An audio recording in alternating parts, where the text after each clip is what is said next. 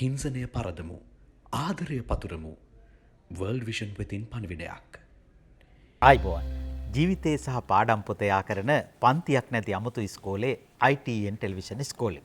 ඔබට මතක නම් විවිධ ළමයි ගැන අපි කතා කළා. මේ සියලු ළමයි අතරේ දක්ෂ ළමයෙක් ඉන්නවා. සමහර ළමයින්ගේ දක්ෂතාවලට අදාළ තාම පොත් අච්චු ගහලා නැහැ කියලාත් කිව්වා. ඒ දක්ෂකම් වලට අපි මොකද කරන්නේ? අපේ ආරාධනෙන් අද ටෙලිවිෂන් ඉස්කෝලේට සහභාගී වෙන අපේ ප්‍රකට ජීව විද්‍යා ගුරුතුමා තිස්ස ජන්නාය ගුරුතුමා ආයිබෝන්. ඒ වගේම වෛද්‍ය චමින්ද වීරසිරිවර්ධන මහත්මයා මනෝ උපදේශකවරයෙක් මනෝ චිකිත්සකවරයෙක් හැටියට ප්‍රකටයි. ආයිබෝන්. වෛද්‍යතුමනි සමහර ළමයි ඉන්නවා කලින්ම විකසිත වෙනවා. විකසිත වෙනවායි කියන්නේ ප්‍රබෝධයටපත් වෙනවා, උනන්දු වෙලා නව ජීවයකින් යුතු පටන් ගන්නවා. සමහරු පමා වෙලා විකසිත වෙනවා. පමා වෙලා විකසිත වෙන සමහරු හෙමින් ඇවිල්ලා ස්ථාවරව ශක්තිමත්ව ගමනක් ගිහිල්ලා අර ඉස්සර වෙච්ච අයටත් වඩා ඉස්සර වෙලා ගමනක් යනවා. මේක මහා පුදුමාකාර දෙයක්. මේක මනෝවිද්‍යානුකූලව ජීවිද්‍යානුකූලව පැහැදිලි කරන්න ඕනේ අධ්‍යාපනික ක්‍රියාවලියක්. අපේ වෛද්‍යතුමනි ලයිෆ් බොයි ෂැම්පූල ඇති කිරි ප්‍රෝටීන් සහ මල්ටිවිටමින් හිසකෙස් මුල සිට පෝෂණය කර ශක්තිමත් කරයි. ලයිෆ් බොයි ෂැම්පූල ඇති කිරි ප්‍රෝටීන් සහ මල්ටිවිටමින් හිසකෙස් මුල සිට පෝෂණය කර ශක්තිමත් කරයි. මම ශිෂ්‍යත්වයේ 1 2 කියලා දෙකම තුන දෙකම පේල්. ඊළඟට O level ප්‍රතිඵලත් එච්චර හොඳ මදි. ඒතර මගේ විකසිත භාවයේ එන්නේ ඔබතුමා කියන විදිහට A level වලදී. හැබැයි ඊට පස්සේ අපි දිගටම උඩට ආවා. ඉතින් මෙන්න මෙහෙම මේ දැන් එක එක දරුවන්ගේ මේ විභවතාවයන් එක එක අවස්ථාවල මතුවෙනවා. ඒතර ඒක සිද්ධ වෙන්නේ කොහොමද කියන කාරණාවට මට මතක් වෙනවා මේ දරුවෝ පිළිබඳ මේ විශාල වශයෙන් තමන්ගේ ජීවිතේම මේ කැප කරපු විද්‍යාඥයෙක් තමයි ජීන් පියාජේ. දැන් මේ පියාජේ කියනවා හරි ලස්සන කතාවක්. මෙන්න මේ වාක්‍යය ළමයා යනු දැනුම නැමැති දියරෙන් පිරවිය යුතු හිස් බඳුනක් නොවන අතර ස්වතන්ත්‍රව ක්‍රියා කරන දැනුම වඩවා ගන්නෙක් කියලා. ඊටාම වැදගත් එකක්. මේ මොළය කියන එක මේ ඉගෙන ගන්න හරි ආස එකක්. මොකද මේ ඉගෙන ගන්නවා කියන එකට මොළයේ පුදුම කැමැත්තක් තියෙනවා. ප්‍රශ්නේ තියෙන්නේ මොනවද ඉගෙන ගන්නේ කියන එකයි ප්‍රශ්නේ. දැන් ඔය පියාජේ එක වෙලාවක කියනවා children are intrinsically motivated for learning කියලා. දරුවන් අභ්‍යන්තරීය වශයෙන්ම ඉගෙන ගැනීම සඳහාමයි උපදින්නේ කියලා. දැන් හසන්ත මහත්තයා දරුවෙක් බලන්න කොච්චර සක්‍රීය ලෙස පරිසරය සමග දේවල් අන්තරක්‍රියා කරමින් ඉගෙන ගන්නවද කියන එක. නේද? එතකොට දැන් අපිට වෙන්නේ මෙහෙමයි හසන්ත මහත්තයා මම හිතන්නේ. පියාජේ කියනවා අපි දරුවන්ට ඉක්මනින් යමක් උගන්වන්න හදන හැම අවස්ථාවකම ඔහු එය ගවේෂණය කිරීමෙන් වළකනු ලබයි කියලා. දැන් ඔන්න ඔතන තමයි හසන්ත මහත්තයා අපි වරද්ද ගන්න තැන. දැන් හොඳම උදාහරණය අපි ගත්තොත් ශිෂ්‍යත්ව විභාගයේ. දැන් ඔන්න ශිෂ්‍යත්ව විභාගයේ විෂයන් 3ක් හරි 4ක් හරි හදාගෙන ඉන්නවා. දැන් මේ ළමයා ඉන්නේ වෙනම ලෝකෙක. දැන් මේක මේ අපේ අවශ්‍යතාවය. මේක. අපි කරන්නේ මොකද්ද? මේක බලහත්කාරයෙන් මේ මොළයට ඔබනවා. දැන් මේකට ළමයා කැමතිද, අකමැතිද, ළමයාට පුළුවන්ද, බැරිද, ඒව මොකක්වත් අපි හිතන්නේ නැහැ. අපි 3 වසර ළමයෙක් අරගෙන අර සිලබස් එකක් අටෝගෙන උගන්වනවා, පුහුණු කරනවා, හවස පන්ති වල යනවා, උදේ 6:00 ඉඳලා 5:00 වෙනකම් උගන්වනවා, සමහර ඉස්කෝල වල රෑ 2 වෙනකම් උගන්වනවා. ඊට පස්සේ දැන් මම එක දරුවෙක් බැලුවා අසන්ත මහත්තයා උදේ 6ට හැරවනවා. මොකද්ද FM නාලිකාවක වැඩසටහනක් යනවා. ඒකේ බලහත්කාරයෙන් උගන්වලා 6:00ට ළමයාව අරගෙන දුවනවා ඉස්කෝලේට. එතන යනවා 5:00 වෙනකම් උගන්වනවා. ඊළඟ එකට යනවා ප්‍රශ්න පත්‍ර 10 පන්තිය කියලා එකක් තියෙනවා. ඒක 6 ඉඳලා රෑ 10 වෙනකම් යනවා. ඒකට දාලා ආයි ට්‍රේන් කරලා දැන් ළමයාට මානසික රෝග 3ක් එකට තියෙනවා. දැන් මම මේ ළඟදි බැලුවේ.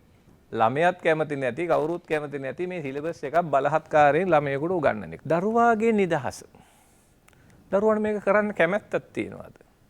ඔහුගේ කැමැත්තත් එක්කද මේක කරන්නේ? අන්න ඒක මාර වැදගත්. දැන් උදාහරණයකට හසන් මහත්තයා අපිට පුළුවන් නම් මේ දරුවා කැමති විදිහට මේක කරන්න.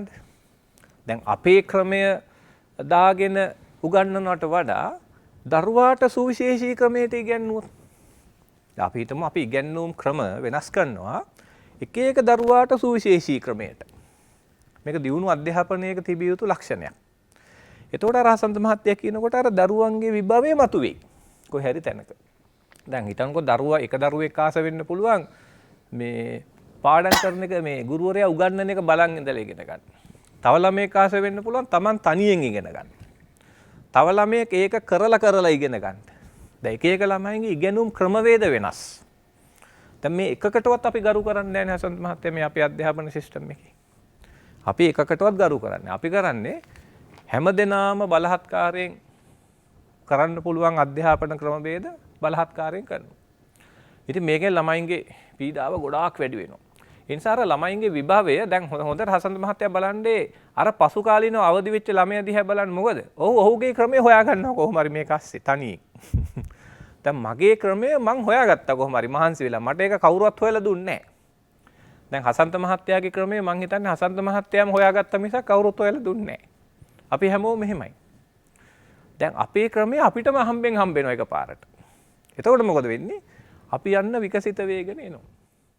හැබැයි අපිට ක්‍රමවේදයක් තිබුණොත් මේ ක්‍රමය හඳුනගෙන ළමයා ඉගෙන ගන්න ක්‍රමවේදය හඳුනගෙන ඒ ළමයාගේ ෆ්‍රේම් එක හඳුනගෙන ඒ ළමයාට හරියටම ඒ ටීචින් ස්ටයිල් එක අපි හඳුන්වලා දීලා මේ වැඩේ කරන්න තිබුණනම් ඉතාලම සතුටෙන් ළමයි ඉගෙන ගන්නයි කියලා මම කල්පනා කරනවා. හැබැයි ඉතින් අපිට මේක තව ටික දවසක් යන්න වෙන්නේ. ඒ නිසා හසන්ත මහත්තයා මං හිතුවා දරුවන්ගේ පැත්තෙන් අපිට සිහිනයක් හදාගන්න ඕන කිව්වනේ. දැන් අපි හිතමු අධ්‍යාපන ක්‍රමවේද දියුණු තලයකට ගේන්න තව කල්යයිනේ අපේ රටේ. තාම ඉතින් අපි මේ සාම්ප්‍රදායික ක්‍රමේ යාවි. හැබැයි එතකල් අපේ දරුවන්ට කොහොමද Taman තනියෙන් මේකේ පවතින්නේ? තනියෙන් මේ ගමන යන්න වෙනවා අපිට. මොකද අපිට එහෙම උපදෙස් දෙන්න පිරිසක් නැහැ. උගන්වන පිරිසක් විතරයි ඉන්නේ.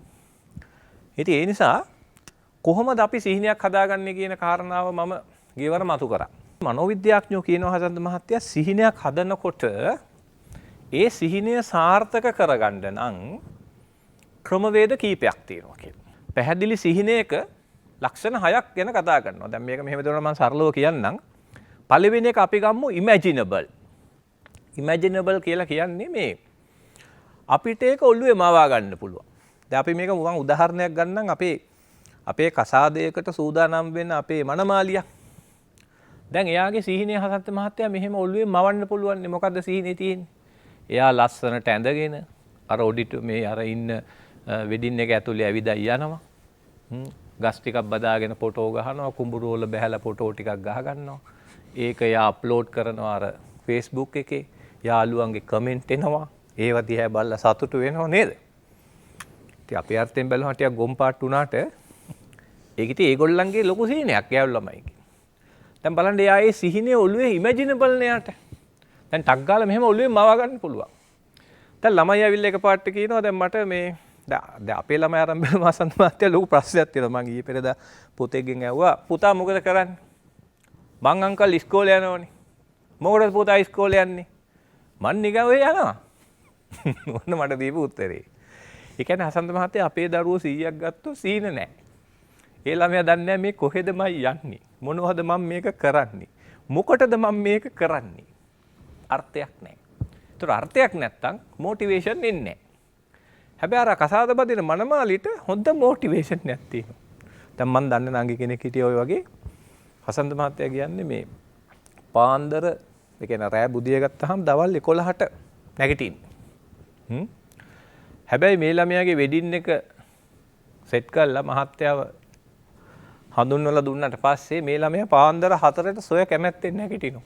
මොකටද? Facebook එකට ගිහිල්ලා ප්‍රී ෂූට් කරන ලොකේෂන් හොයන්න.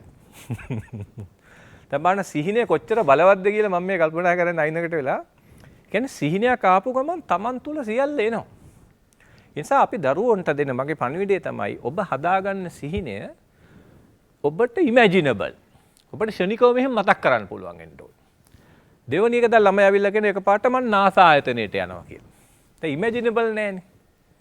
දැන් ඔකට හසන්ත මහත්තයා වෙන රටවල ලස්සන වැඩක් කරනවා. දැන් ওই ළමයින්ට නිවාඩු කාලේ දුන්නාම ළමයින්ට දෙනවා එක එක තැන්වල ගිහිල්ලා වැඩ කරන්න. දැන් අපි හිතමු ඔන්න දැන් අපි දරුවන්ට දෙනවා ඔයගොල්ලෝ මේ නිවාඩු කාලේ සති දෙකක් ඉස්පිරිතාලයක ડોක්ටර්ස්ලාත් එක්ක වැඩ කරලා ඉන්න ඕන. ප්‍රොජෙක්ට් එකක්. තව දවසක දෙනවා ඇකවුන්ටන්ට් ෆර්ම් එකක වැඩ කරලා ඉන්න ඕන. අන්න හසන්ත මහත්තයා ළමයින්ට සිහින හදාගන්න හොඳ අවස්ථාවක් හම්බ වෙනවා. දැන් ওই ඉස්කෝලවල විනෝදචාරිකා හැදුවේ මොකටද? විනෝදචාරිකා හැදුවේ සින්දු කියන්න තමයි නෙවෙයි. අර සිහිනයක් හදාගන්න යම්කිසි අධ්‍යාපන චාරිකානේ කිව්වේ. දැන් ඒවා විනෝදචාරිකා වෙලා මේ ඔබ්ජෙක්ට් එකක් නෑ දැන් මේ ඉස්කෝලේ ට්‍රිප් එක යන්නේ මොකටද හිතන්නකෝ දැන් අපි යනවා අර මේ අපේ ගන්නෝරුවේ ෆාම් එක බලන්න. ඒකේ දෙන්නේ ළමයෙකුට සිහිනයක් හදාගන්න මේ ඇග්‍රිකල්චර් කියන්නේ කොයි වගේ එකක්ද? අපි විදුලි බලාගාරයක් බලන්න ගිහිල්ලා ළමයෙකුට සිහිනයක් දෙනවා පොඩි මේකක්. ඉතින් අපිට පුළුවන් අධ්‍යාපන ක්‍රමය ඇතුලේ ළමයින්ට පොඩි ප්‍රොජෙක්ට්ස් දෙන්න. accountant form එකක වැඩ කරන්න අපේ හෙදිය අපේ සිස්ටර්ත් එක්ක වැඩ කරලා එන්න. MOH ගිහිල්ලා අපේ PHI මහත්තයත් එක්ක ගමේ පොඩ්ඩක් ඇවිදලා එන්න. අන්න අර ළමයාගේ ෆ්‍රේම් එක charge වෙයි එතකොට. ඒතකොට ළමයින්ට සිහින එනවා. ඒතකොට ඒගොල්ලන්ට imaginable. ඔන්න ගිහිල්ලා අහනවා යාළුවන්ගෙන්. ඔයා මොකද ගන්න? මං බයෝ. ඔයා බයෝ. ඔයා බයෝ. ඔයා බයෝ. මාත් බයෝ කියලා ඔබ යනවා. හැබැයි දන්නේ නැහැ මේ බයෝ වලට මං ආවද? හැබැයි හසන්ත මහත්තයා මේ ළමයා පොඩි කාලේ තැනක ගිහිල්ලා ඉස්පිරිතාලයක වැඩ කළා. පොඩි ප්‍රොජෙක්ට් එකක් ඔළුවේ තියෙනවා නම් එයා ડોක්ටර් කෙනෙක් වෙන්න යන්නේ සිහිනයත් එක්ක. දෙවෙනි එකේ මොකද්ද තියෙන්නේ? desirable. අන්න. දැන් මේ desirable කියලා කියන්නේ මම මේකට අර දිගු කාලීන වශයෙන් රසයක් තියෙන එකක්. දැන් අපි ගේම් ගහනකොට අපිට කෙටි කාලීන රසයක් නෙ තියෙන්නේ. දිගු කාලීන වශයෙන් මේකට මට රසයක් තියෙන්න ඕන. ඒ දිගු කාලීන වශයෙන් රසයක් තියෙන්න තමයි අර මනෝවිද්‍යාඥයෝ කියන්නේ ඒවට ගිහින් ඉන්වෝල් වෙනවා. හිතන්න දැන් මම සිහිනය හදාගත්තාම මම කරන්න ඕනේ දැන් මට ඊයේ පෙරේදා දරුවෙක් ආවා. එයා ආස ඇකවුන්ටන්ට් කෙනෙක් වෙන්න. ඒතර මම එයාට දුන්න ප්‍රොජෙක්ට් එක තමයි ඔයා ගිහිල්ලා ඇකවුන්ටන්ට්ස්ලා හම්බෙන්න. කියලා පොඩ්ඩක් ඒ ඔෆිස් එකේ බලන් ඉන්න. ඒගොල්ලන්ගෙන් අහන්න ඕගොල්ලන්ට තියෙන වරප්‍රසාද මොනවද ඕගොල්ලෝ කියලා ඒක ලයිව් අත්දකි. ඒක අත්දකින්න ඕන ලයිව්. එතකොට තමයි හසන්ත මහත්තයා මට අර desirable කියන එක. දැන් අපිට මෙහෙම නැ කිරිටොපි කෑල්ලක් කෑවහම ඒ වෙලෙම රහක් දැනෙනවනේ. හැබැයි රහයි වුණාම ආයේ ඒනට දැන් ඒ රස මතකයත් එක්ක මට ආයි කිරිටොපි කන්න හිතෙනවා.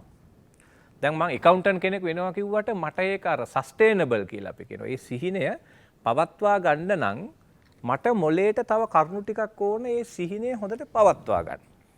ඒකට ළමයින්ට කරන්න ඕන අර වගේ තැන්වල ගිහිල්ලා ඇවිදලා ඒගොල්ලෝ ලැබපු වරප්‍රසාද අරවා මේවා ටිකක් බලලා මේකට පොඩ්ඩක් මං හිතනවා යොමු වෙන එක. ලයිෆ් බොයි ෂැම්පූල ඇති කිරි ප්‍රෝටින් සහ මල්ටිවිටමින් හිසකෙස් මුල සිට පෝෂණය කර ශක්තිමත් කරයි. ලයිෆ් බොයි ෂැම්පූල ඇති කිරි ප්‍රෝටින් සහ මල්ටිවිටමින් හිසකෙස් මුල සිට පෝෂණය කර ශක්තිමත් කරයි. වෛද්‍යතුමා ශිෂ්‍යත්ව විභාගය ගැන කිව්ව නිසාම මට හිතුණා මේ ටිකක් කියන්න. දැන් උසස් පෙළ විභාගය කියලා විභාගයක් තියෙනවා. අපි උසස් පෙළට මුහුණ දෙන්නේ ඇයි? විශ්වවිද්‍යාල සුසුකම් ලබා ගන්න. ඒකේ ඉතින් ඒ හතර අරෙහිමේ අරගෙන වාර්තා පිහිටවන්න වෙලා තියෙන තරගකාරීත්වය නිසා ඉසස්කෝ ක්‍රම ආදී වශයෙන් තියෙන හින්දා ඉහළ මට්ටමින් සමත් වෙන්න ඕන විශ්වවිද්‍යාල. කොටින්ම කියනවනම් විශ්වවිද්‍යාලයන්ට සුසුකම් ලබා ගන්න තමයි උසස් පෙළ ලියන්නේ. නැතුව මේ රස්සාවක් ගන්න නෙමෙයිනේ. ඒ සුසුකම් බලලා රස්සා දෙන එක වෙනම ක්‍රමයක්. හැබැයි උසස් පෙළ ලියන්නේ විශ්වවිද්‍යාලයන්ට බලාගෙන. ඒතර සාමාන්‍ය පෙළ ලියන්නේ මොකටද? සාමාන්‍ය පෙළට මුහුණ දෙන්නේ උසස් පෙළට සුසුකම් ලබා ගන්න. ඒතර සිස්සත්ට මුහුණ දෙන්නේ මොකටද? කුමක් සඳහා සුසුකම් ලබා ගන්නද? හොඳ පාසලකට යන්න. සුපිරි පාසලක් සඳහා සුසුකම් ලබා ගන්නට තමයි ළමයි ශිෂ්‍යත්ව විභාගයට මුහුණ දෙන්නේ. ඒක එහෙනම් ළමයින්ගේ වරදක්ද රටේ වරදක්ද? හොඳ පාසල් හොයන්න වෙලා තියෙන්නේ හොඳ පාසල් හැමතැනම නැති නිසා. ඒක එහෙනම් රටේ ප්‍රශ්නයක්.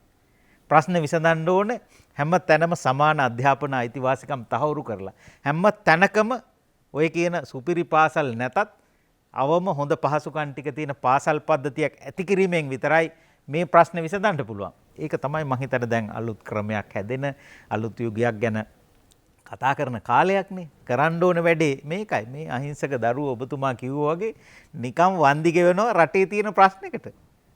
මොකෝ මේ රස්සාවක් දෙනවා ඇති සත්‍ය ප්‍රතිඵල බලලා. මේ හොඳ පාසලක් ගන්න තමයි මේ ළමයි දහ දුක් විඳගෙන ඔය විභාගෙට ලියන්නේ. දැන් මේ විභාගයේ මේ පොඩි දරුවන්ව මේ මොලේ විනාශ කරමින් පුදුමාකාර මුදල් ලිපීමක් කරනවා මේකේ තුලේ. නැතු මේ සත්‍ය ප්‍රතිඵල බලලා රස්සා දෙන්න බෑනේ. රස්සාවකට යන්න බෑනේ කෙනෙකුට නේද? හොඳ පාසලක ප්‍රශ්නයක් මේ තියෙන්නේ. ඒක රටේ ප්‍රශ්නයක්. තිස්ස ජනනායක ගුරුතුමා. දැන් විශේෂයෙන්ම උසස් පෙළ වගේ විෂය ධාරාවක් හදාරන දරුවන්ට නිතරම අපෙන් අහන දෙයක් තමයි මේ සර් මට පාඩම් කරන්න වැඩපිළිවෙලක් හදලා දෙන්නකෝ. පාඩම් කරන්න ක්‍රමයක් කියන්නකෝ. ආන්න එහෙම ප්‍රශ්නයක් තියෙනවා. ඉතින් දැන් මම විශේෂයෙන්ම මේ කතා කරන්න යන්නේ පාඩම් කරන්න ක්‍රමවේදයක් හදාගන්න එක ගැන. එතකොට අපිට මේකෙදි මේ පාඩම් කරන ක්‍රමවේදයක් හදාගන්නකොට ඒක එක එක්කෙනාට වෙනස් වෙන ක්‍රමවේද තමයි තියෙන්නේ. මම නම් ඇත්තටම මම වැඩ කරද්දී උසස් පෙළ සහ ඉතින් එහා විභාගවලදී මම හදාගත්ත ක්‍රමයකට තමයි වැඩ කරේ. නමුත් පොදුවේ අපිට ඉදිරිපත් කරන්න පුළුවන් ක්‍රමවේදයක් තියෙනවා. අපි ඒ ක්‍රමවේදයේ ප්‍රධාන පියවර මොනවද කියලා ඊළඟට බලමු. එතකොට දැන් අපි බලමු මේකේ තියෙනවා SQR4 ක්‍රමය කියලා නැත්නම් Reading Skill Development කියලා. මේකේ පියවර ගණනාවක් තියෙනවා. එකෙන් පළවෙනි එක තමයි සර්වේ කියන එක නැත්නම් සෝදිසි කිරීම කියන එක. ඒක කියනවා මම නිකන් උදාහරණයට ගන්නම් එක මාතෘකාවක්. ඒ කියන්නේ දැන් අපි හිතමුකෝ මිනිසාගේ රුධිර සංසරණ පද්ධතිය ගැන අපි කතා කරනවා කියලා. එතකොට මේකෙදි ඉස්සර වෙලාම මේ පළවෙනි පියවරේදී අපි මොකද්ද ඒ ගැන බලන්නේ. එතකොට ඒකේ තියේවි රුධිර සංසරණ පද්ධතිය ගැන විස්තරයක්. ඒකේ අපි හොයනවා ප්‍රධාන මාතෘකා. ප්‍රධාන මාතෘකා මොනවද? එතකොට ඒකේ තියෙන උපමාතෘකා මොනවද කියන එක. දැන් මම උදාහරණයක් විදිහට ගත්තොත් මේ වගේ රුධිර සංසරණ පද්ධතියක සංඝටක ගත්තොත් එහෙම සංඝටක ප්‍රධාන වශයෙන් උපමාතෘකා 3කට දාන්න පුළුවන්. ඒ තමයි හෘදය පිළිබඳව ඉගෙන ගන්න ඕනි. ඊළඟට රුධිරය ගැන ඉගෙන ගන්න ඕනි. ඊට පස්සේ රුධිර வாහිනී ගැන ඉගෙන ගන්න ඕනි. එතකොට මේ ප්‍රධාන මාතෘකා හෘදය ගැන ඉගෙන ගන්න ගියාම හෘදයේ පිහිටීම ගැන ඉගෙන ගන්න ඕනි. එතකොට හෘදයේ ව්‍යුහය ගැන ඉගෙන ගන්න ඕනි. හෘදයේ කෘත්‍ය ගැන ඉගෙන ගන්න ඕනි. මේ රුධිර වාහිනී කියලා ගත්තොත් රුධිර වාහිනී ගත්තොත් එතකොට ධමනි ගැන ඉගෙන ගන්න ඕනි. එතකොට ධමනිකා ගැන, කේශනාලිකා ගැන, අනුශිරා ගැන, ශිරා ගැන. ආන්න එහෙම මුළු සමස්ත ඒ ඉගෙන ගන්න මුළු ඒකකය පිළිබඳව සම්පූර්ණ සමස්ත අවබෝධයක්. ඒ කියන්නේ ඒකෙන් මම අදහස් කරන්නේ මුළු නෝට් එක එක සැරේ කියවාගෙන යනවා කියන එක නෙමෙයි. නෝට් එක පෙරලගෙන යනවා. ඒතර ඔබට පේනවා මාතෘකා මොනවද, අනුමාතෘකා මොනවද, මතක තියාගන්න ඕනේ රූප සටහන් මොනවද, අඳින්න තියෙන රූප සටහන් මොනවද කියලා අපි අර කියන්නේ ඕවර්ෝල්. ඒ කියන්නේ මුළු ඉගෙන ගන්න තියෙන ඒකකයේ පිළිබඳ සමස්ත ප්‍රමාණය කොච්චරක්ද කියලා අවබෝධයක් අපි පළවෙනියට ලබා ගන්නවා. අකුලලා පොඩි සාරාංශයක් හදාගන්න පුළුවන්. පොඩි සාරාංශයක් හදාගන්න පුළුවන්. ඒක කොලේක ලිව්වේ නැතත් කමන්නේ. ඔළුවේ හැදෙනවා. රයිට්. මේ පාඩමේ මට ඉගෙන ගන්න තියෙන්නේ මෙන්න මේ පරාසය. මෙන්න මේ ටික තමයි ඉගෙන ගන්න තියෙන්නේ කියලා පාඩම් කරන්න ගන්න කලින් සමස්ත අවබෝධයක් ඇති වෙනවා. හරි. අපි ඊට පස්සේ දෙවෙනි පියවරට යමු. දෙවෙනි පියවරේදී තියෙන්නේ questioning. ඒ කියන්නේ කෙටි ප්‍රශ්න සැකසීම කියන එක. මම හැම වෙලාවෙම මේ ප්‍රශ්න ටික සකස් කරගන්නවා. ඒ කියන්නේ මම සකස් කරගන්නවා කියන්නේ මේ මුළු සමස්ත දැන් අපි රුධිර සංසරණ පද්ධතියනේ ගත්තේ. රුධිර සංසරණ පද්ධතිය බලාගෙන යන ගමන් කොලයක ලියා ගන්නවා. ඒකේ වැදගත්ම ප්‍රශ්න. ඒ කියන්නේ මෙන්න මේ වගේ. රුධිර සංසරණය කියනින් අදහස් කරන්නේ කුමක්ද? ඊට පස්සේ රුධිර සංසරණ පද්ධතියක් මිනිසාට අවශ්‍ය වන්නේ කුමක් සඳහාද? එතකොට රුධිර සංසරණ පද්ධතියෙන් ඊට වෙන කාර්ය මොනවද? රුධිර සංසරණ පද්ධතිය ඔස්සේ සංසරණය වෙන ද්‍රව්‍ය මොනවද? එතකොට මම්ම ලියාගෙන යනවා කොලයක. එතකොට සමහරවිට මට හම්බ වෙනවා ප්‍රශ්න 50ක් විතර. ඒක හැබැයි කෙටි ප්‍රශ්න. මහා දීර්ඝ ප්‍රශ්න නෙමෙයි. කෙටි ප්‍රශ්න 50ක් විතර හම්බ වෙනවා. ඊට පස්සේ මම කරන්නේ ඒ පළවෙනි කොටස ඒ කියන්නේ දෙවෙනි පියවර ඉවරයි. පළවෙනි පියවරේදී කරේ ඕවර්ෝල් බලාගත්ත සමස්ත ආරම්භය සහ අවසානය අතර මේක ඉගෙන ගන්න තියෙන පරාසය කොච්චරද, මාතෘකා අනුමාතෘකා කොච්චරද තියෙන්නේ කියලා. ඊළඟට මම කරේ ප්‍රශ්නාවලියක් හදාගෙන යනවා. එතකොට දැන් ඒ ප්‍රශ්නාවලිය හදාගත්තට පස්සේ හරි ලේසි අපිට ඊළඟ සැරේ මේක බලන්න. මොකද ඒතර මේ ප්‍රශ්නෙට අදාළ උත්තරේ හෙවීමේ අරමුණින් තමයි බලන්නේ. ඒ නිසා දැන් අපේ ඔළුවේ තියෙනවා දැන් අපි හිතමුකෝ මෙහෙම හෘදයේ පිහිටීම විස්තර කරන්න. එතකොට දැන් මගේ ඔළුවේ තියෙනවා හෘදයේ පිහිටීම විස්තර කරන්න කියලා තියෙනවා ප්‍රශ්නයක්. දැන් ඒකට අදාළව තමයි මම නෝට් එක බලන්නේ. එතකොට හෘදයේ තියෙන්නේ උරස් කුහරයේ මහා ප්‍රාචීර පේශියට ඉහළින් මෙහෙම මධ්‍ය රේඛාව ගත්තොත් ඒ මධ්‍ය රේඛාවට මදක් වම් පසට බරව පෙනහැලි දෙක අතර තියෙන අවකාශයේ හෘදය පිහිටයි. ඒකට එන්න මම ඒක හදලා තියෙනවා ප්‍රශ්නෙක හෘදයේ පිහිටීම විස්තර කරන්න. එතකොට මම හෘදයේ පිහිටීම කියලා එකක් මේ නෝට් එකේ තියෙනවා. කොතනද ඒක තියෙන්නේ කියලා ඒක බලනවා. ඉතින් ඒක තමයි මේ ප්‍රශ්න ටිකක් සකස් කර ගැනීම ඉතාම වැදගත් වෙනවා. හරි. අපි ඊළඟ පියවරට යමු. තුන්වෙනි පියවරේදී අපිට බලන්න පුළුවන් ඔබට පේනවා ඇති සටහන් කිරීම කියන එක. ඒ කියන්නේ ඒකෙදි බලාගෙන යන ගමන් අර ප්‍රශ්න හදපු ටිකත් අපි ගාව පැත්තකින් තියෙනවා ඔහොම. ප්‍රශ්න හදපු කොලේ පැත්තකින් තියෙනවා. ඒ පැත්තකින් තියෙන අතර අපි නැවත බලාගෙන යනකොට එතකොට අපිට එනවා මෙහෙම. ඒ ප්‍රශ්නේ තියෙන ඒවටත් එක්ක අපිට හම්බ වෙන කරුණු හයිලයිට් කරන්න පුළුවන් අපිට හයිලයිටර් එකකින්. මෙන්න මේක තමයි එන්න ඕනි අර්ථ දැක්වීම කියන එක හයිලයිට් කරන්න පුළුවන්. ලයිෆ් බොයි ෂැම්පූල ඇති කිරි ප්‍රෝටින් සහ මල්ටිවිටමින් හිස කෙස් මුල සිට පෝෂණය කර ශක්තිමත් කරයි. ලයිෆ් බොයි ෂැම්පූල ඇති කිරි ප්‍රෝටින් සහ මල්ටිවිටමින් හිස කෙස් මුල සිට පෝෂණය කර ශක්තිමත් කරයි. එතකොට ඒ කියන්නේ සටහන් කිරීම කියන එකේදී ඊළඟට මේ සමහර වෙලාවට අර ඔබ දන්නවා ඇතිනේ අර පොඩි ස්ටිකි නෝට් කියලා කියන අර පොඩ්ඩක් එක පැත්තක් ඇලෙන මේවා තියෙන්නේ. ඒකක් අරගෙන අපිට මේ නෝට් එකේ අලවගෙන අපිට වැදගත්ම කරුණු එතන ලියා ගන්න පුළුවන්. එතකොට වෙනදා වගේ නිකන් අර අකමැත්තෙන් ඔහේ කියවන ස්වභාවයක් නෙමෙයි තියෙන්නේ. ප්‍රශ්න අපි හදාගත්ත ප්‍රශ්න වලට අදාළව තමයි මේ ටික බලාගෙන යන්නේ. එතකොට මේකේ තියෙන අර්ථ දැක්වීම කියන ඒවා මොන වගේ ඒවාද? ඊට පස්සේ මේකේ ව්‍යුහමය කරුණු මොනවාද? ඊට පස්සේ මේකේ කෘත්‍ය පිළිබඳව තියෙන දේවල් මොනවාද? ඒ වගේ ගොඩාක් දේවල් ටිකක් මෙතනින් මතු කරගන්න පුළුවන්. එතකොට ඒ ඕනිනම් මේ අවස්ථාවේ අපිට පුළුවන් රූප සටහන් තනින් තියෙන ඒවා එකම කොලයකට ගන්නත් පුළුවන්. රූප සටහන් ටික මෙන්න මේ රූප සටහන් ටික තමයි විභාගෙට අඳින්න දෙන්නේ. ඒවා මතකින් ඇඳීමේ හැකියාව තියෙන්න ඕනි කියලා. හරි. ඊට පස්සේ අපි ඊළඟ පියවරට යන්. හතරවෙනි පියවරට. හඬ නගා කියවීම. මෙතෙන්දී අපි අදහස් කරන්නේ මේ හතරවෙනි පියවරේදී අර අපි හොයාගත්ත අර්ථ දැක්වීම අපි සාමාන්‍ය ඡේදයක් විදිහට කියවන්නේ නැතුව වචනෙන් කියවීම.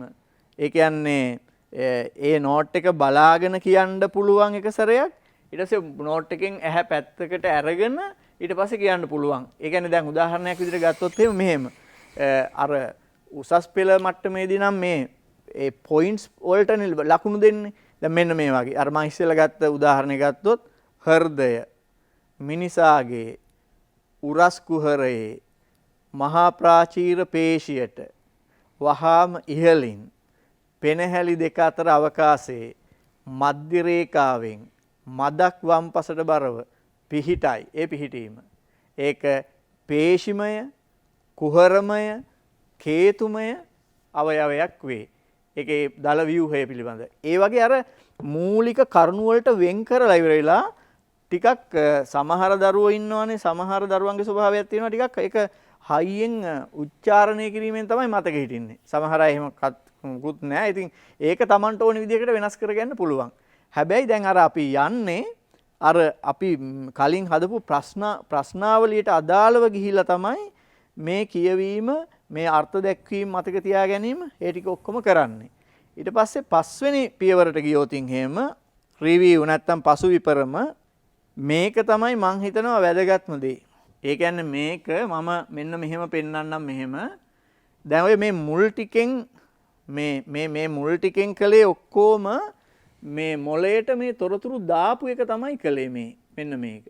මං හිතන්නේ ওই දූලා පුතාලා ගොඩක් වෙලාවට ඒ වැඩේ කරනවා. ඒ කියන්නේ මේ තොරතුරු ටික මොලේට දානවා.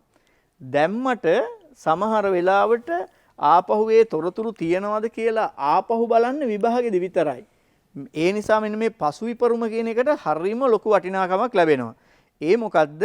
ඔබ ගාව තියනවා කියලා හිතන්නකෝ රුධිර සංසරණ පද්ධතිය පිළිබඳව හදාගත්ත අර කෙටි ප්‍රශ්න 50ක් තියෙනවා කියලා හිතන්නකෝ.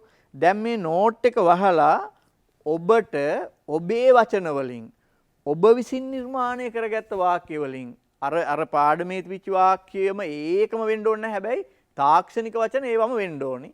ඒ වචන ටික ඔබේ වාක්‍ය වලින් ඔබේ අදහස් විදිහට ඔබට කියන්න පුළුවන්ද කියන එක. ඒකෙදි එක්කෝ ලියන්න පුළුවන් නැත්තම් කියන්න පුළුවන් නැත්තම් හිතන්න පුළුවන්. ඔය තුනෙන් ඕන එකක් කරන්න පුළුවන්. ඒ කියන්නේ ඔබට මෙන්න මේ පසු විපරම කියන ක්‍රියාවලිය කරන්න gederම වෙන්න ඕනි නැහැ. දැන් සමහර වෙලාවට මම දකිනවා සමහර දරුවෝ මේ බස් එකේ යන ගමන් අර ලොකු නෝට් එක දිග ඇරගෙන ඕම කියවනවා. ඒ ගැන අතර කිසි තේරුමක් ඇති වැඩක් නෙමෙයි. ඔබට පුළුවන් මෙන්න මේ අර ප්‍රශ්න 50ක් හදාගත්ත ප්‍රශ්නාවලිය තියෙනවානේ. අන්නේ ප්‍රශ්නාවලිය විතරක් කොහොම පොඩි කොලයකට අරගෙන ප්‍රශ්නාවලිය විතරක් බස් එකේ යන ගමන් අරන් යනවා. ප්‍රශ්නාවලිය විතරයි අතේ තියෙන්නේ. පළවෙනි ප්‍රශ්නේ. රුධිර සංසරණය යනු කුමක්ද? දැන් ඒකට උත්තරේ එන්න ඕනි මෙන්න මේ විදිහට. දැන් මේ පොතේ තියෙන වාක්‍ය හෝ ඒවයින් නෙමෙයි. රුධිර සංසරණය කියන්නේ මම ලබාගත් අවබෝධය. ඊට පස්සේ රුධිරය තුල සංසරණය වන ද්‍රව්‍ය මොනවාද? දෙවෙනි ප්‍රශ්නෙට තියෙනවා ඒක. දෙවෙනි ප්‍රශ්නේ බලපුවාම. දැන් කල්පනා කරන මොනවද රුධිරය ඔස්සේ සංසරණය වෙන්නේ? ආහාර ජීර්ණය කරපුවාම ජීර්ණ පද්ධතියෙන් ඇමයිනෝ ආම්ල මේද ආම්ල රුධිරයට උරා ගන්නවානේ. ඒ කියන්නේ රුධිරය තුල පෝෂක සංසරණය වෙනවා. ඒක නිකන් හරියට නිකන් අර හීනයක් දකින්න වගේ තමයි. ඒක වෙන්න එපා එහෙම. මොකද ඇඟේ හැමතැනටම ඒවා යන්න එපා. ඒ නිසා ඒක සිද්ධ වෙන්න ඕනේ. 2. අපේ ඇඟේ හැමතැනම පරිවෘත්තීය ක්‍රියාවලි වෙනවා. එතකොට අපද්‍රව්‍ය හැදෙනවා. ඒ අපද්‍රව්‍ය එකතු වුණොත් එහෙම මේ අපේ ශරීරයේ සෛල වලට හොඳ නැහැ. ඒවා අයින් කරන්න ඕනේ. අයින් කරන්නේ මොකෙන්ද? වකුගඩුවෙන්. ඇඟේ හැමතැනම හැදෙන අපද්‍රව්‍ය වකුගඩුව දක්වා ගෙනියන්නේ රුධිර සංසරණයෙන්. ඔන්න 2යි. ඒ මෙහෙම මතක තියාගත්තන් හරි 2යි. ඊට පස්සේ අපේ ඇඟේ තියෙනවා විවිධ අන්තරාසර්ග ග්‍රන්ථි. අපි කලිනුත් කතා කළා. ඒ ඒකාන්තරාසර්ග ග්‍රන්ථියකටවත් ප්‍රණාලයක් නැහැ. එතකොට ඒවයින් නිදහස් කරන හෝමෝන දේහයේ ඉලක්ක අවයව වෙත ගෙනියන්නේ රුධිර සංසරණ පද්ධතිය මගින්. ඒක අනිවාර්යයෙන්ම දැනගන්න ඕනේ. එතකොට ඒව පරිවහනය කරනවා. ආන්නේ විදිහට මට ඔක්කොම කියන්න වෙලාව නැහැ. ඒ විදිහට මම කියන්නේ රුධිර සංසරණ පද්ධතියකින් ඉටුවන කෘත්‍යයන් මොනවාද කියලා ඕනි නම් ඕගොල්ලන්ට එතන දාගන්න පුළුවන්. ඒ ප්‍රශ්නේ ගාවා කෘත්‍යයන් මොනවාද කියලා දාපු එකේ ඔබ අර නෝට් එක කියවන වෙලාවේ දාගන්නවා මේකේ කෘත්‍යයන් 8ක් තිබුණා කියලා. එතකොට බස් එකේ යන ගමන් කල්පනා කරන්න පුළුවන් කෘත්‍යයන් 8ක් තිබුණා. 1 මේක 2 මේක 3 මේක 4 මේක 5 එච්චරයි මතක් වෙන්නේ. ඉතුරු 3 මතක නෑ දැන්. දැන් Taman දන්නවා මේකේ කෘත්‍යයන් 3ක් මට මතක නෑ කියලා. ඒක පස්සේ දැන් ඒ වෙලාවේ නෝට් එක අදින්න ඕනේ නෑ. පස්සේ බලන්න පුළුවන්. මෙහෙම බලපුවම මේක මේ පාඩම් කිරීම කියන එක පොඩි ගේම් එකක් වගේ. දැන් ඒ වුණාට අපේ දූලා පුතාලා කරන්නේ ඔය මොනවත්ම කරන්නේ නැහැ. දිගෑරිවා මේක මාගල වගේ ඕම ගියෝගෙන යනවා. ඡේද පිටින් හොම මගදුර යනකොට වෙනවා.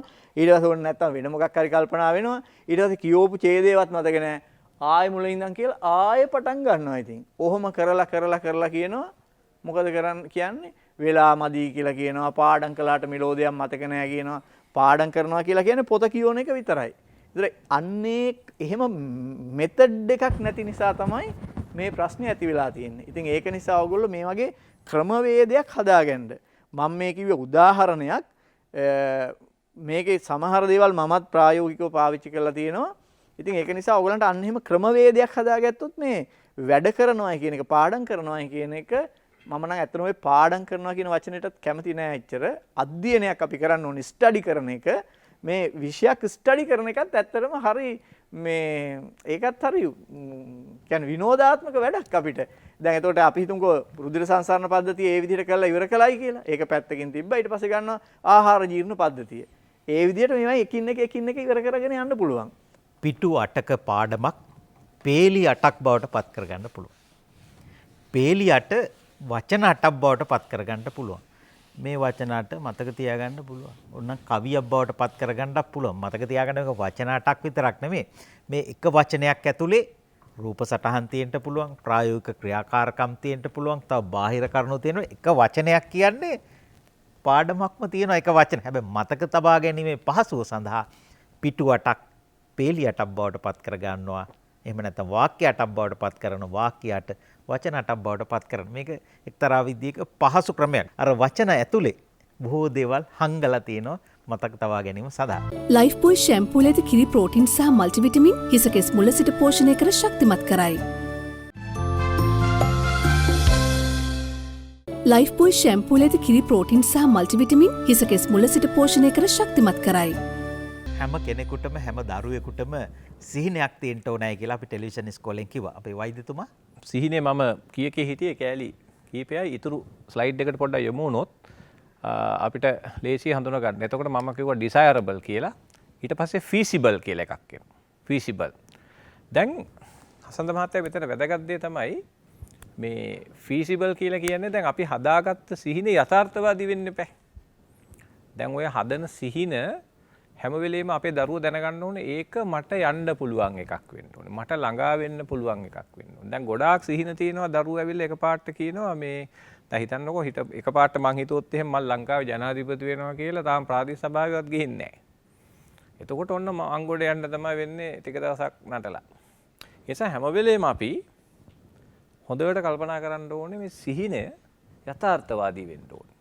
ඒක මට පේන මං ආස කරන මේ ළඟ සිහිනයක් වෙන්න ඕනේ. ඊට පස්සේ අපිට පුළුවන් හසන්ත මහත්තයා ඔය සිහිනේ පොඩි කෑලි වලට කඩා ගන්න. කඩලා අපිට පුළුවන් පොඩියට අපි හිතමු දැන් ඔන්න දරුවේ ප්ලෑන් කරනවා මම ඉස්සෙල්ලාම මගේ O level හොඳට පාස් වෙනවා. දැන් යාගේ අදහස තියෙන්නේ විශේෂඥ වෛද්‍යවරයෙක් වෙන්නනේ. ළඟා වෙන්න පුළුවන් සිහිනයක්. එතකොට එයා O level හොඳට පාස් කරනවා. ඔන්න දැන් එයා පොඩි ජයග්‍රහණයක් ලැබුවා. ඊළඟට එයා මහන්සි වෙලා A level හොඳට පාස් වෙනවා. ඊළඟට එයා විශ්වවිද්‍යාලයට යනවා. එතන විභාග ටික පාස් වෙනවා. ඒතර අපිට පුළුවන් මේ සිහිනේ පොඩි කෑලි වලට කඩලා මගේ මූලික අවධානය අර කෑල්ලට යොදවන්න. ඉතින් මෙන්න මෙහෙම අපිට පුළුවන් මේ යථාර්ථවාදී සිහිනය හදාගෙන ඒක අර මං කිව්ව විදිහට හැම වෙලේම මනසට කවලා අර මං ඉස්සෙල්ලා කතා කරපු විදිහට ඒ අය හම්බ වෙවි එක හොඳට charge කරගෙන දරුවෝ මේ සිහිනෙත් එක්ක යනවා. ඒ නිසා මම කැමතියි මෙන්න මෙහෙම දැන් අපි ඔය කෑලි ටික පොඩ්ඩක් අයින් කරලා ගියොත් දැන් අපිට ওই සිහින වලට යනකොට දැන් අපේ තිස්ස දණ්ඩායක මහත්තයා පෙන්වුවානේ මේ ක්‍රම ටික. දැන් ඔන්න අපි ක්‍රමයක් කියලා දුන්නා පාඩම් කරන ටිකක් කියලා දුන්නා. ටිකක් වෙලා ගිහලා බැලුවාම අපිට පේනවා මේ ක්‍රමයේ තියාගෙන බෝඩ් එකක් ගහගෙන ක්‍රම ටිකක් ගහගෙන කාලසටහනක් ගහගෙන පොත උඩ ළමයා නිදි. එහෙම ගෙවල් හරියට තියෙනවා.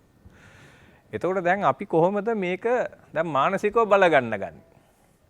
නිසා හසන්ත මහත්තයා දැන් අපිට එනවා ලොකු ප්‍රශ්නයක් කොහොමද දරුවෙක් දැන් මේ සියලු තාක්ෂණියත් කියලා දීලා අච්චු පොට් ටිකක් දීලා පන්තිත් ඇරලා අම්මලත් මහන්සි වෙලා ගුරුරුත් මහන්සි වෙලා ඔක්කොම කරාට පස්සෙත් ළමයා නිදි.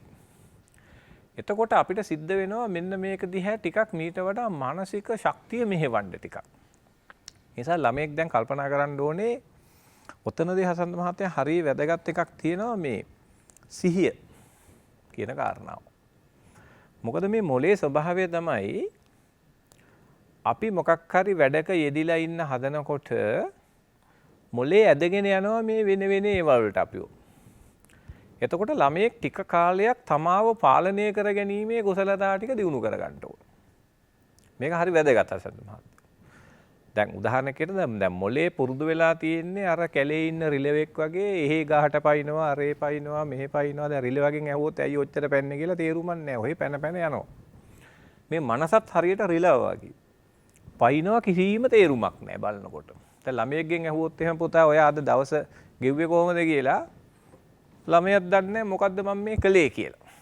ඒ නිසා හසන්ත මහත්තයා දැන් අපි දරුවෙකුට අපි කියමු එයාට පුළුවන් නම් ඩයරියක් වගේ ලියලා බලන්න කියලා එයා දවස ගෙවපු විදිහ. දැන් මම මොනවද අද කළේ දවස ඇතුළත. අන්න ඒකට අපි කියනවා මේ ස්ව අවබෝධය කියලා. දැන් අපිට අපේ මේ දූල පුතාලාට මේක කරලා බලන්න පුළුවන්. දැන් මම මේ දවස පුරා මොකද මං කළා තියෙන්නේ.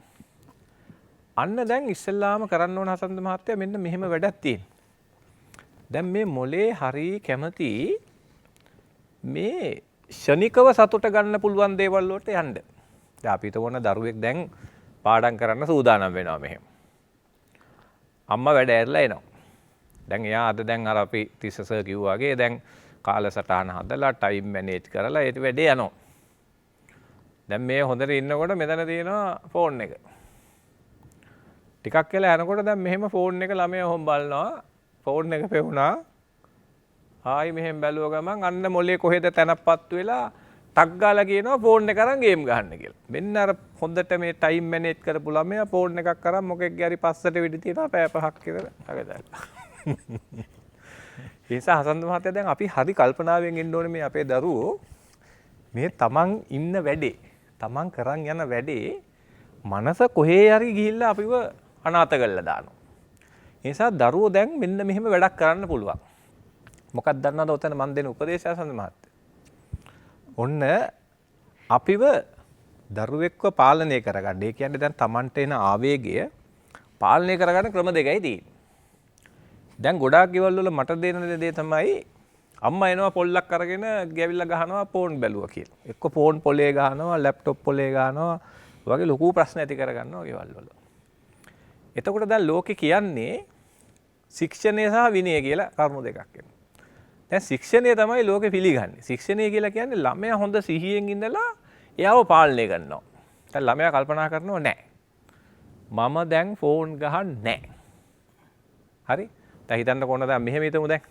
ඔන්න දැන් ළමයා මෙහෙම පොත අරන් පාඩම් කරන්න හදනකොට දැන් අපි ඔක්කොම ප්ලෑන් හැදුවා තමයි. ටිකක් වෙලා යනකොට දැන් මේ පොත මෙතන තේරෙන්නේ නෑ, මෙතන තේරෙන්නේ නෑ, මෙතන එපා වෙලා යනවා. ටක් ගාලා මෙහෙම ඇඳ දිනවා කියන්නකො. මොලේ ඕම හිමීට බලනවා ඇඳ දියාවම කළා. ආයෝම් බලනවා. ආයෝම් බලලා ටක් ගාලා මොලේ සිග්නල් එකක් දීලා කියනවා අපි ඇඳට ගිහිල්ලා පාඩම් කරමු කියලා. ඒතර ඕම ඉන්නවා, මෙහෙම ඉන්නවා, ඕම ඉන්නවා. දැන් නිදා ගන්න. ටක් ගාලා ළමයා හොඳ 100න් ඉඳලා කියනවා ඇඳට යන්නේ නැහැ. ඕන්න ටොක්ක්ක් යන ගන්නවා තමයි. ඇනගෙන කියනවා ඇඳට යන්නේ නැහැ. දැන් පොත බලන්න. මගේ අත්දැකීම තමයි හසත් මහත්තයා දැන් අපි ඕනම වැඩක දැන් මම මේකට හොඳ ස්ලයිඩ් එකක් පෙන්නන්නම්. be consistent. හසත් මහත්තයාට පේනවා ඇති මේ බුදුන් වහන්සේගේ රූපේ මම පාවිච්චි කරේ ඕක තමයි. මොකද බුදුන් වහන්සේ මෙහෙම ඊටාම ධෛර්ය සම්පන්නව තමයි මේ ගමන ආවේ. බුදුන් වහන්සේ පිරිනිවන් පාන වෙලාවේ උන්වහන්සේගේ ශ්‍රේෂ්ඨම වාක්‍යය උනේ මහණෙනි වීරය කරව කියන. මොකද අපි මේ දරුවන්ට දෙන්න ඕන වැදගත්ම පණිවිඩය තමයි මේ අපේ මනස කාලයක් තිස්සේ මේ අයාලේ දුවන්න පුරුදු වෙලා තියෙන්නේ. ඒතකොට දරුවන්ට සිද්ධ වෙනවා මේ බලහත්කාරයෙන්ම පොඩ්ඩක් තමන්ව පාලනය කරන්න මේ බුදුන් වහන්සේ මේ දුෂ්කර ක්‍රියාව කරපු විදිහ පොඩ්ඩක් කල්පනා කරොත් අපිට තේරෙනවා බුදුන් වහන්සේ කොච්චර උත්සාහයක් ගත්තද මේ මනස සංසුන් කරගන්න කියලා. ඉතින් ඒ නිසා මට හිතෙනවා හසන්ත මහත්තයා අපි දරුවන්ට අද දෙමු ලොකු පණිවිඩයක්. දැන් ඔබ ඔබේ මනස අම්මලට පාලනය කරන්න දෙන්න එපා. මොකද මේ අම්මලා පොළු වලින් ගහලා, කම්මිරි කළා, කියෝලා, කෑ ගහලා දැන් මට ඔය තාත්තා කෙනෙක් කෙනවා ගෙදර පියුස් ටික ඔක්කොම ගලවගෙන යනවා. රැයට තමයි හයි කරන්නේ. ළමයි ටීවී බලනවා වැඩි කියලා. ඉතින් මෙහෙම ජීවත් වෙන්න බෑ. ඒ නිසා දැන් දරුවෝ මේ තාක්ෂණය ඇසුරු කරන්න ඕනේ, ලැප්ටොප් පාවිච්චි කරන්න ඕනේ, ඉන්ටර්නෙට් භාවිතා කරන්න ඕන. දැන් හසන්ත මහත්තයා අලුත් ප්‍රශ්නයක් ආවනේ. දැන් ළමයින්ගේ මොලේ පුහුණු කරලා තිබුණේ නැහැ මේ ආවේග පාලනය, චිත්ත වේග පාලනයට අපේ රටේ. ඒතකොට කොරෝනා වෛරස් එක ආවා. අධ්‍යාපන අමාත්‍යාංශයේ පන්ති කාමරේ ටික වහගෙන ඉන්න උනා. ඒගොල්ලෝ කිව්වා එකපාරට අපි WhatsApp වලින් Zoom වලින් මේ වැඩේ පටන් ගමු කියලා. දැන් අම්මලා ගෙවල් වල හිටියේ ලැප්ටොප් හංගගෙන ඉන්ටර්නෙට් කපාගෙන ඩොංගල් සාක්කුවේ දාගෙන තමයි අම්මලා වැඩ කර හිටියේ. එකපාරට මොකද උනේ මේවා දරුවන්ට දෙන්න උනා. හැබැයි දෙන්න උනාම ප්‍රශ්නේ ආවේ මොකද්ද? දරුවන්ට දැන් මේවා හුරු නෑ. දරුවෝ මේ අයාලේ යමින් හිටියේ. දැන් මට දරුවෝ ලොකු ප්‍රමාණයක් එනවා හසන්ත මහත්තයා මේ මාස 3-4 විශාල විදිහට ගේම් ගහනවා, වැරදි සම්බන්ධතා හදාගෙන මාර ප්‍රශ්න තෝගයකට මුහුණ දුන්නා. ඒ නිසා මේ අපේ දරුවෝ හොඳට ඉගෙන ගන්න ඕන මේ පුතාලා දූලට මං කියන්නේ අපිට තාක්ෂණේ නැතුව අනාගතේ ඉන්න බෑ. ඔබට ලැප්ටොප් ඕන. ඔබට අන්තර්ජාලය හසුරවන්න ඕන. ඔබ හොඳ ස්මාර්ට් ෆෝන් එකක් ඇසුරු කරන්න ඕන. හැබැයි ඊට අදාළ මොලේ විභවය ඔබ ඇති කරගන්න. ඒ සඳහා මෙන්න මේ කොන්සිස්ටන්ට් නැත්තම් අර ධෛර්යය ඔබ ඉඳගෙන අයිනකට වෙලා ඔබ ලියා ගන්න කොලේක මෙන්න මේව තමයි මගේ අද දවසේ ටාගට් එක. මේක තමයි මගේ දවසේ ටාගට් එක. මෙන්න මේ ටික මං අතාරිනවා. කියලා ඒකට හොඳට අවධානය යොමු කරගෙන බලෙන් තමන් විසින් බලෙන් මේක කරන්න ඕන.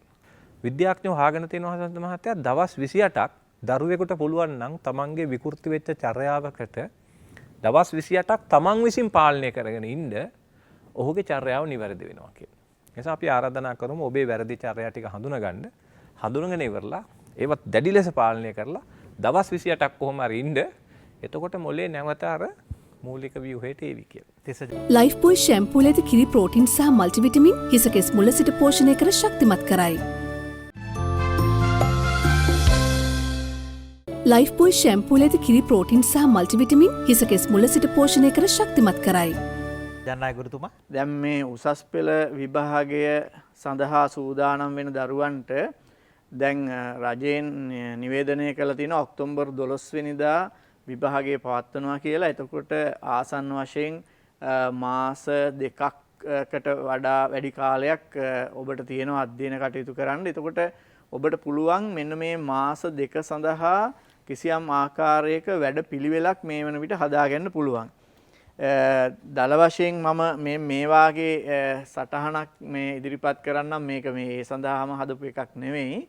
එතකොට ඔබට පුළුවන් මේ දින ගණන් ටික මේ වගේ ලියාගෙන දැන් අපි හිතමුකෝ මේ විදිහට දැන් අපි හිතමු අගෝස්තු මාසේ 2 වෙනිදා කියලා ගත්තොත් මෙන්න මේ 2 වෙනි දිනය මෙහෙම කොටුවක් තියෙනවා. එතකොට මෙතන ඉඳන් ඔබට මේ ටික හදාගන්න පුළුවන්. එතකොට මේකේ දානවා අපි මෙහෙම මේ රවුමක් මේ දවස ගත වෙලා මේ පැය 24 ගත වෙලා අවසන් වෙනකොට ඔබ මේ දවස තුල කොච්චර කාලයක් ඔබේ විභාගය සඳහා අධ්‍යයන කටයුතු කළාද කියන එක. ඒ කියන්නේ ඒකෙන් අයින් වෙන්න ඕනි පන්ති යන ඒවා, ඊට පස්සේ කන බොන ඒවට යන වෙලාව, එතකොට නාන්න පිරිසිදු වෙන්න යන වෙලාව ඔක්කොම අයින් කරපුවාම කෙලින්ම ඔබ විසින් තනියම ස්වාධීනව තනියම අධ්‍යයනය කිරීම සඳහා ගත කරපු කාලය කොච්චරක්ද කියලා බලලා ඒ පැය 24 ඉවර වෙනකොට දාගන්න. මෙතන අපි හිතමුකෝ පැය 24න් ඔබ අධ්‍යයනය කරේ පැය 5යි කියලා, පැය 5ක් කියලා දාගන්නවා. එතකොට ඔයගලන්ට ඊළඟ දවසේ එනවා අගෝස්තු 2 නම් අගෝස්තු 3 කියලා. එතකොට ඔබ දන්නවා මෙහෙම chart එකක් මෙහෙම හදාගත්තාම ඔබට පුළුවන් තව දැන් අගෝස්තු දැන් 2 වෙනිදා ඉවර වෙලා 3 වෙනිදාට ආපුවම අපි මේ දිනේ මෙහෙම කපලා දානවා. එතකොට ඔබ දන්නවා තව ඉස්සරහට දවස් කීයයිද තියෙන්නේ කියන එක පිළිබඳව. එතකොට මේකෙන් ඔබ පෙළඹෙනවා මේ ඉදිරි දවස් ටික ක්‍රමානුකූලව සහ ඒකෙන් උපරිම ප්‍රයෝජන ගැනීම සඳහා. මොකද ඔබට දැන් තේරෙනවා දවසින් දවස් එකින් එක අඩු වෙලා යනවා. ඒ වෙනකොට ඔබ මේ එක දවස් උපරිම කාර්යක්ෂමතාවයකින් යොදා ගන්නවා ඔබගේ විභාගය සඳහා අවශ්‍ය කරන කටයුතු සම්පාදනය කරගන්න. එහෙම වැඩපිළිවෙලක් හදාගන්න කියලා විශේෂයෙන් මතක් කරන්න ඕනි. ඊට අමතරව තව දේවල් ටිකක් තියෙනවා විශේෂයෙන් කියන්නේ. ඒ තමයි අර පාඩම් කරන වැඩපිළිවෙලක් මා ඔබට හදලා දුන්නා. සාමාන්‍ය වැඩපිළිවෙලක්. ඒකෙදි තව දෙයක් කියන්න ඕනි මේ විශේෂයෙන් උසස් පෙළ වගේ කරන දරුවන්ට පුළුවන් නම් දැන් අපි හිතමුකෝ දැන් ජීව විද්‍යාව ගත්තොත් විෂය ඒකක 10ක් තියෙනවානේ. අපි හිතමු දෙවෙනි ඒකකය කියලා. ඒ දෙවෙනි ඒකකයට අදාළව ඕගොල්ලෝ දැන් දෙවෙනි ඒකකේ පාඩම් කරනවා නම් දෙවෙනි ඒකකයත් අර විදිහටම මම විස්තර කරන්නම්. ඉස්සෙල්ලා සමස්තම දෙවෙනි ඒකකේ බලාගන්න. සමස්ත දෙවෙනි ඒකකේ පිටු ටික පෙරලා බලනවා විතරයි. පිටු ටික පෙරලා බලනවා. බලලා ඉවර වෙලා ඒ දෙවෙනි ඒකකයට අදාළ වපසරිය කොච්චරක්ද කියලා ඔබ අවබෝධ කරගන්නවා. ඊළඟට ඒක ඇතුලේ ඒකට තියෙන මාතෘකා, උපමාතෘකා ඒ ටික බලා ගන්නවා. ඊට පස්සේ ඔබ මොකද කරන්නේ?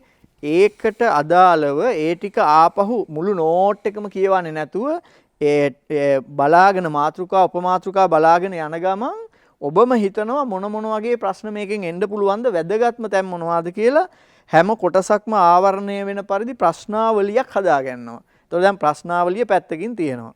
ඊට පස්සේ ඒ ප්‍රශ්නාවලියට අදාළව තමයි දැන් නෝට් එක බලාගෙන යන්නේ. ඒකේ පළවෙනි ප්‍රශ්නේ ඒකට අදාළව නෝට් එකේ මොකද්ද තියෙන්නේ? ඒක ඉතා වැදගත් අර්ථ දැක්වීමක් නම් ඒක හයිලයිට් කරනවා. ඒ විදිහට බලාගෙන යනවා. ඒ ටික ඔක්කොම ඉවර වුණාට පස්සේ නෝට් එක පැත්තකින් තියෙනවා. නෝට් එක පැත්තකින් තියලා වෙලා ඔබ මොකද කරන්නේ? අර ප්‍රශ්න ටික අරගෙන ඒ ප්‍රශ්නෙන් ප්‍රශ්නේ බලන ගමන් ඉමේජිනේෂන් නැත්තම් පරිකල්පනය කරන ඔබේ පිළිතුර. ඒ පිළිතුර ඔබට පොතක ලියන්නත් පුළුවන්. එහෙම නැත්තම් හිතින් හිතන්නත් පුළුවන්. එහෙමත් නැත්තම් ශබ්දය ඇහෙන විදිහට කතා කරලා එහෙම කියන්නත් පුළුවන්. ඒ විදිහට කරගෙන යන්න. ඒකටම තව දෙයක් කරන්න ඕනේ. ඒ තමයි දෙවෙනි ඒකකයෙන් පසුගිය විභාගයට ඇවිල්ලා තියෙන ප්‍රශ්න ටික. ඒක අනිවාර්යයෙන්ම කරන්න ඕනේ. දෙවෙනි ඒකකයෙන් පසුගිය විභාගයට ඇවිල්ලා තියෙන ප්‍රශ්න ටික. ඔබ අනිවාර්යෙන් ඒ ටික එකතු කරගන්න ඕනේ. ඒ ප්‍රශ්න ගොන්න තුල තියෙනවා බහුවර්ණ ප්‍රශ්න තියෙනවා, ව්‍යුහගත ප්‍රශ්න තියෙනවා, රචනා ප්‍රශ්න තියෙනවා. ඒ ඔක්කොම එකතු කරන්න ඕනේ දෙවෙනි ඒකකයට අදාළව. ඒ ප්‍රශ්න ටික ඔක්කොටම අනිවාර්යයෙන්ම උත්තර ලියන්න ඕනේ. ඒක අනිවාර්යයි. දැන් සමහර දරුවන්ගෙන් දෙවෙනි පාර විභාගයේ කරන දරුවන්ගෙන් අහපුවාම පාස් පේපර්ස් කීපාරක් කළාද කියලා එකපාරක්වත් කරපු නැති අය ඉන්නවා. ඉතින් ඒතර විභාගයේ පිළිබඳ අවබෝධයක් ගන්න බෑ අපි අර හදාගන්න ප්‍රශ්න ටිකෙන්. ඒක නිසා අනිවාර්යෙන්ම ඒකකයෙන් ඒකකේ. ඔක හරිම ලේසි දේ තමයි ඒකකයෙන් ඒකකේ කරන එක. Unit vice. එතකොට ඔබට ඔබේ ඔළුවට නිදහසක් තියෙනවා. හරි. මම දෙවෙනි ඒකකේ සම්පූර්ණයෙන්ම අධ්‍යයනය කරා. දෙවෙනි ඒකකයට අදාළ ප්‍රශ්නාවලියක් හැදුවා. ඒ ප්‍රශ්නාවලියට අදාළ ඕනි කරන තොරතුරු ටික පාඩම් කළා. ඒ ටික අවබෝධ කරගත්තා, මතක තියාගත්තා සහ දෙවෙනි ඒකකයෙන් විභාගයට ආපු ඔක්කොම ප්‍රශ්න වල උත්තර ලිව්වා. දෙවෙනි ඒකකේ පැත්තකින් තියෙනවා. ඊට පස්සේ තුන්වෙනි ඒකකේ ගන්නවා. ඒකත් ඒ විදිහටම කරගෙන යනවා. මේක ඔබ ඉගෙන ගන්න හැම විෂයකටම යොදා ගන්න පුළුවන්. ඒ කියන්නේ උසස් පෙළ ඕනෑම විෂය ධාරාවක් ඉගෙන ගන්න කෙනෙකුට මේ ක්‍රමවේදය යොදා ගන්න පුළුවන්. එතකොට ඔබට අර මේ හදා ගන්න සටහන අනුව තීරණය කරන්න පුළුවන් දෙවෙනි ඒකකය පාඩම් කරන්නේ කවද්දද? මේ දවසේ ඉවර කරනවා. එතකොට ඒකේ රචනා ප්‍රශ්න ටිකට උත්තර ලියලා ඉවර කරන්නේ කවද්දද? ඒ ටිකත් හදා ගන්න පුළුවන්. එතකොට ඔබට හිතා ගන්න පුළුවන් ඔබගේ විෂයන් ටික ඔක්කොම ගත්තාම මේ ඉතිරි වෙලා තියෙන දවස් 60ක් 65ක් විතර වගේ තියෙනවා. අන්නේ දවස් ටිකෙන් මේ ටික කොච්චරක් දුරට ඉවර කරගන්න පුළුවන්ද කියන එක බලාගත්තා. එතකොට ඔබට බලා ගන්න පුළුවන් එක දවසකට පැය කීයක් වැය කරන්න ඕනිද කියලා. අනිත් වැඩ ඔක්කොම නවත්තලා. ඒ කියන්නේ අනිත් වැඩ ඔක්කොටම මේ කාලය ගියාට පස්සේ එක දවසකට කොච්චරක් වෙලා ගන්න පුළුවන්ද? ඒ අනුව ඔබට මේ දවස් ටික හොඳ කළමනාකරණයක් හදාගන්න පුළුවන් නම් විභාගයේ ජයග්‍රහණය කරන්න පුළුවන්. සහ සමහර දරුවෝ අහන දෙයක් තමයි සර් මේ ඉදිරි දවස් ටික කරගත්තොත් මට විභාගයේ ගොඩ දාගන්න පුළුවන් වෙයිද කියන එක. ඇත්තම தත්ත්වය කියනවා නම් සමහර වෙලාවට ඔබ දැකලා ඇති ඔය සමහර මේ ලොකු දහවන තරඟවලදී අන්තිම මොහොතේ සමහර අය වේගය වැඩි කරගෙන සමහරලාවට පළවෙනියා විදියට හිටපු එක්කෙනා පහු කරලා එක අඩියක් හරි තියාගන්නවා. ඒ නිසා ඕනෑම රේස් එක අවසාන වටේ තමයි ගොඩාක් වැදගත් වෙන්නේ. ඒ අවසාන වටේදී ඔබ ධෛර්යයෙන් යුක්තව මේ දේ කරන්න ඕනේ. විශේෂයෙන්ම විභාගයේ පිළිබඳ මේ කොරෝනා ප්‍රශ්න ඇති වෙලා විභාග කල් ගිහිල්ලා ඒ වගේ විවිධ මානසිකත්වයට පත් වෙන්න පුළුවන් ළමයි දැන් ආපහු ඒ මනස ගොඩනගා ගන්න ඕනි. අදාළ දවස් විභාගයේ තියෙනවා. අපි දැන් සමහර දරුවෝ තාමත් ඉන්නව කල්පනා කර කර විභාගේ දෙසැම්බර් වලට කල් යයිද කියලා. තාම අපෙන් අහනවා සර් ඔයිට වැඩි ආයේ කල් යන එකක් නැද්ද? ඔය ළමයි අහන්නේ ඒවා මේ. ඔයිට වැඩි ආයේ යන එකක් නැද්ද කල්? ඉතින් ඒ කියන්නේ මේක කල් දාගන්න තමයි ඕනි. ඒ කියන්නේ දැන් අර ළමයින්ට ගොඩාක් ඇයට තියෙන දෙයක් තමයි වැඩපිළිවෙලක් නැතුව ගියා. මම හිතන්නේ ලංකාවේ පළවෙනි වතාවට වෙන්න ඇති මෙහෙම දෙයක් උනේ. ඒ කියන්නේ රජයට පවා නිශ්චිතව කියාගන්න බැරුව ගියා ඇති වෙච්ච වාතාවරණය නිසා. ඉතින් දරුවොත් නිකන් වල්මත් වෙලා වගේ එහෙ මෙහෙ ගිහිල්ලා නිකන් මනස වෙනස් වෙලා අමුතු තත්යකට පත් වෙලා තියෙනවා. හැබැයි සහන දීලා තියෙනවා රජෙ. හරියටම මාස 2ක කාලයක් වැඩිපුර සහනයක් දුන්නා. දැන් ළමයි හිතනවා දැන් තව ඉස්සරහට යයි කියලා. ඇත්තටම ඒක නෙමෙයි වෙන්න ඕනි. දැන් මේ දීලා තියෙන කාලය තුල හරියටම මේක කළමනාකරණය කරගෙන විභාග මානසිකත්වයක් ඇති කරගන්න ඕනේ. විභාග මානසිකත්වයෙන් ළමයි ගොඩක් ඈතට ගියා. දැන් නැවතත් විභාග මානසිකත්වය ඇති කරගෙන කියන්නේ මේකෙන් මම අදහස් කරන්නේ මේ මහා පීඩාවක් ඇති කරගන්න කියන එක නෙමෙයි. පීඩාවක් ඇති වෙන්නේ මේ ටික ඉස්සරහා දවස් ටික හරියට කළමනාකරණය කරගත්තේ නැත්නම්. අද ඉඳන් ඒ වැඩේ හදන්න. අද ඉඳන් ලොකු මේ කඩදාසියක් අරගෙන දින ටික ඔක්කොම ලියන්න මෙහෙම. දවස් ටික. එතකොට ඔබට බලා ගන්න පුළුවන් ඔබට දවස් කීයක් තියෙනවද කියලා. එතකොට දිනෙන් දිනේ ඔබට කපන්න පුළුවන්. ඔන්න එක දවසක් ඉවරයි, ඔන්න ඊළඟ දවස් ඉවරයි. එතකොට ඉතුරු තියෙන ටිකෙන් ඔබට පුළුවන් කළමනාකරණය කරගෙන විෂයන් තුනටම සමානව අවධානය යොමු කරගෙන අර මම කිව්ව මෙතඩ් එකට ඔබ ඉගෙනගෙන තියෙන කරුණු ටික ඔක්කොම ගොනු කරගෙන විභාග ප්‍රශ්න ටිකට අනිවාර්යයෙන්ම උත්තර ලියලා අංග සම්පූර්ණ විභාගයට යන්න. ඉතින් ඔබ සියලු දෙනාටම සාර්ථකව මේ ක්‍රමය අනුගමනය කරලා හොඳ ප්‍රතිඵලයක් ගන්න ශක්තිය ධෛර්යය අපි ප්‍රාර්ථනා කරනවා. ලයිෆ් බොයි ෂැම්පූ ලෙද කිරි ප්‍රෝටීන් සහ මල්ටිවිටමින් හිසකෙස් මුල සිට පෝෂණය කර ශක්තිමත් කරයි. ලයිෆ් බොයි ෂැම්පූ ලෙද කිරි ප්‍රෝටීන් සහ මල්ටිවිටමින් හිසකෙස් මුල සිට පෝෂණය කර ශක්තිමත් කරයි. සාමාන්‍ය පෙළ උසස් පෙළ විභාගවලට මුහුණ දෙන වයසේ දරුවෝ කියන්නේ අමුතු වයසක්. අපි ජීව විද්‍යාත්මකව යෝන් විය, නව යෝන් විය, යෝන් විය, තරුණ අවධිය ගැන අපි කතා කරලා තියෙනවා. ඒ වියේ වයසේ ස්වභාවයන් ටිකක් තියෙනවා. දැන් ඔබතුමාර කම්පියුටර් ගේම්ස් ගැන කතා කළා. ඒකට අවධානය යන්නේ නැත්තම් සමහරට කොල්ල නෙමෙයි. මොකද මේ වයසේ ස්වභාවය තමයි දුවනවා, විසිරෙනවා. ඊළඟට ඒ වයසේ ළමයි ඉතින් මෝස්තර වලට කැමති, පෙනුමට ලස්සනට අනිත් අයගේ ආකර්ෂණය දිනා ගන්නට කැමති, විකාර වැඩ කරන්න කැමති, දඟ වැඩ කරන්න කැමති, සෙල්ලම් කරන්න, දුවන්න, පනින්න, දැන් ගෑනු ළමයි නම් තොල් රතු කරන්න, හැඩට ඉන්න, මොස්තර කරන්න. ඉතින් ඔය කැමති වෙන ඊළඟට අනුකරණය කිරීම කරන්න රූපවාහිනියේ දකින අය, නළු නිලියෝ, ක්‍රීඩක ක්‍රීඩිකාවෝ මේ අය අනුකරණය කරන්න එහෙම පෙළඹෙන වයසක්. ඉතින් ඒවා නොවෙනවා නම් පුදුමයක් තමයි. ඉතින් ඒවට වාරණ දාගෙන ඕවා කරන්න එපා, ඕක කරලා හරියන්නේ නැහැ, ඉගෙන ගන්න කියලා අපි බලෙන් කරන්න බෑ. සියල්ල සමබරව කරගන්න ළමයිනුත් ඉන්නවා. සෙල්ලනුත් කරනවා. ඒ දඟ වැඩත් ඉඳ හිට කරනවා. හැබැයි ඉගෙන ගන්න වැඩෙත් කරනවා. හැබැයි මේ අවුරුදු 2-3 ආයි ජීවිතේ කවදාවත්ම ලැබෙන්නේ නැති අවුරුදු 2-3ක් කියලා මතක ගන්න. අර ඔක්කොම වැඩ පස්සේ කරන්න පුළුවන්. මාපියන් උනත් මේවා ගැන හිතන්න ඕනේ. මේ වයසේ කරදඬු මහත් වෙනකොට දැන් මේ අපි ඔය එපා වෙලා මේගොල්ලෝ අපි කියන දෙයක් අහන්නේ නැහැ, මුරණ්ඩුයි, හිතුවක්කාරයි, ස්වාධීන වෙන්න පටන් ගන්නවානේ. ඒ වයසේ ස්වභාවය ගැන අපි ඊළඟ වැඩසටහන කතා කරමු නේද?